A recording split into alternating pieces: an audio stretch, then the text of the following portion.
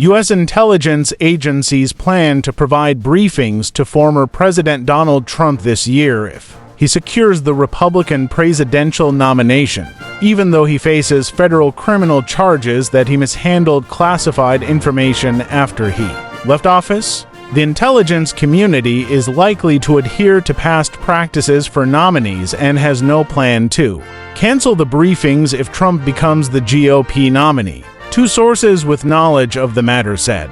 Scrapping the briefings for Trump could open President Joe Biden up to accusations of politicizing access to intelligence, one of the sources said.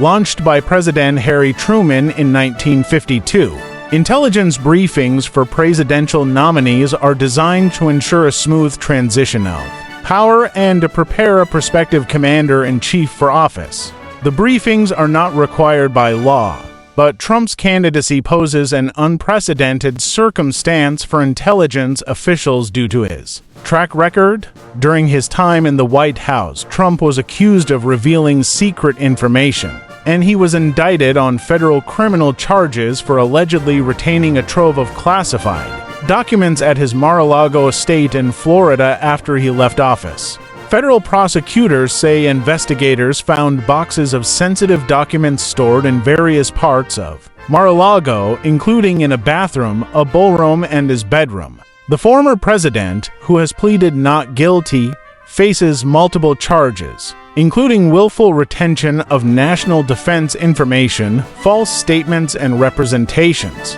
conspiracy to obstruct justice, withholding a document or record, and corruptly concealing a document. Trump and his lawyers have rejected the charges, arguing that he had a right to possess the documents, that he should be immune from prosecution because he removed the papers while he was president, and that he is being singled out for prosecution unlike other former office holders. Intelligence briefings to presidential nominees focus on national security threats and are typically not as detailed as those provided to sitting presidents or presidents-elect. According to former intelligence officials, the briefings do not include classified documents or information related to intelligence sources. The former officials said. Larry Pfeiffer, a former chief of staff at the CIA and now the director of the Hayden Center for Intelligence at George Mason University, said the briefings offered to presidential candidates are usually not as highly classified as the president's daily briefing.